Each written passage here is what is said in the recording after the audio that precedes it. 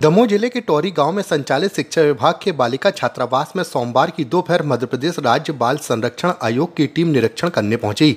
इस दौरान प्यून के कमरे में मुस्लिम, ईसाई और बौद्ध धर्म से जुड़ी किताबें मिली, जिन्हें टीम ने आपत्तिजनक बताया। टीम के मुताबिक छात्राओं ने वार्डन यशवंत मोहवे पर पूजा पाठ नहीं करने देने का आरोप लगाया है।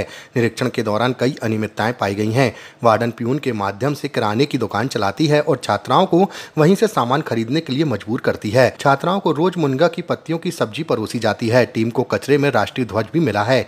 आयोग की सदस्य डॉक्टर निवेदिता शर्मा ने बताया कि वार्डन की शिकायत मिलने पर वे निरीक्षण के लिए पहुंची थीं। पास के उच्चतर माध्यमिक स्कूल में लैब की जगह स्टोर रूम मिला है। आयोग सदस्य ओंकार सिंह ने कहा कि निरीक्षण के समय वार्डन अनुपस्थित थी और उनका अवकाश आवेदन भी नहीं मिला। जो छात्रावास था टोरी में कस्तूरबा गांधी बालिका छात्रावास, तो उसके संबंध में जो वार्डन से संबंधित शिकायतें लगातार मिल रही थी हम लोगों को, तो उसी के संबंध में आज निरीक्षण किया गया था।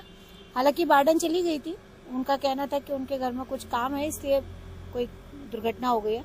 पर जब उसका निरीक्षण किया गया तो जो चपरासी थे वहाँ पे, उसके द्वारा वहाँ पर जो बच्चियों को दैनिक उनका सामान है दैनंदिनी का, वो सामान बेचा जा रहा है और उसने बताया कि ये सामान मेरे को वार्डन के द्वारा खरीदा जाता है और मैं इसको लड़कियों को बेचता हूँ, छात्राओं को, और फिर वो जो पैसे मिलते हैं वो मैं वार्डन को देता हूँ।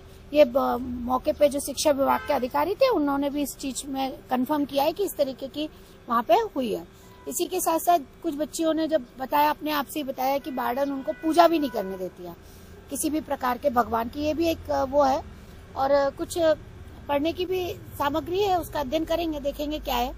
परंतु जिस तरीके से वहाँ चल रहा है तो ऐसा लग रहा है कि काफी समय से या तो शिक्षा विभाग उसकी ध्यान नहीं दे रहा है। बच्चियों को जो भोजन मिलना चाहिए वो भोजन नहीं मिल रहा है और उनको है ना सहजन के पत्ते की सब्जी दाल के नाम पर उनको रोज रोज परोसी जा रही है। माना कि न्यूट्रिशियस है पर इतना भी नहीं है कि रोज रोज उनको वही किया जाए।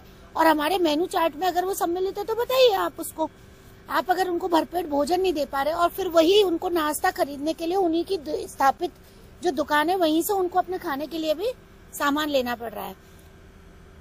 इसी के साथ ही साथ उसी से लगा हुआ विद्यालय था, उच्चतर माध्यमिक विद्यालय है, उसमें भी गए तो एक बाल आयोग की ओर से अनुशंसा भी की जाएगी कि वहां पर गैर शैक्षणिक स्टाफ के सैंक्शन होना ही चाहिए, क्योंकि वहां कोई स्टाफ ही नहीं है।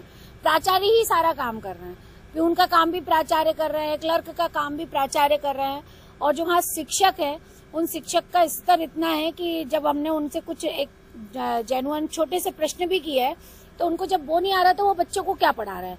इसी के साथ ही साथ जब लैब में हम गए हैं और लैब में जब हम लोगों ने सारा मुआयना किया तो हम केवल दिखावटी लैब न रखें। और इसके साथ ही साथ बाल आयोग एक और अनुशंसा करने वाला है कि अभी हाल फिलहाल में जिन लोगों ने बाहर से एक्सटर्नल के रूप में 12th की परीक्षा का एग्जाम लेने आए वो कौन लोग थे, उन्होंने क्या देखा बच्चों का, क्या उन्होंने उनकी कॉपियां देखी हैं, क्या उन्होंने लैब देखा है, वहाँ के इंस्ट्रूमेंट देखे हैं, किस हालत में पड़े हुए हैं। यानी लैब वर्किंग नहीं है, वो एक स्टोर रूम है। स्कूल का जितना कबाड़ा है वहां पे रखा जा सकता है। इसी के साथ ही साथ चूंकि विद्यालय सरकार का है, भारत में स्थित है, परंतु वहां पर जिस तरीके से तिरंगे का अपमान किया जा रहा है कचरे के ढेर में रख के, तो इस पर एक कार्रवाई होनी ही चाहिए कि इस तरीके के जो भी इस तरीके का अगर विद्यालय क्षेत्र में संचालित है तो उनको एक मैसेज जाए कि यदि आपको रखना आता है तो आप उनको लेके आइए, तिरंगे को नहीं रख पा रहे तो ना लेके आइए। अभी आपने एक आरोप बात रखी कि मतलब उनको पूजन नहीं करने दिया जा रहा कुछ बच्चों को, तो क्या मानते हैं, क्या धर्मांतरण का या कुछ और मामला? ये तो जांच पे आएगा, क्योंकि अभी तो कुछ ही बच्चियां थी हमारे पास में, तो उनका ये कहना था कि हम लोग पूजा करते हैं तो मैडम करने नहीं देती है और बोलती है कि भगवान कुछ नहीं होता। हमने बच्चियों से पूछा था कि कौन भगवान की पूजा करना चाहिए, तो हालांकि बच्चियों ने ये नहीं बताया, तो वो एक जांच का विषय है कि शिकायत के आधार पर आप लोग यहाँ पर आए, आज यहाँ पर कार्रवाई की है, तो क्या मानते हैं कि शिक्षा विभाग या संबंधित विभाग की नाकामयाबी है कि यहाँ तक? बिल्कुल।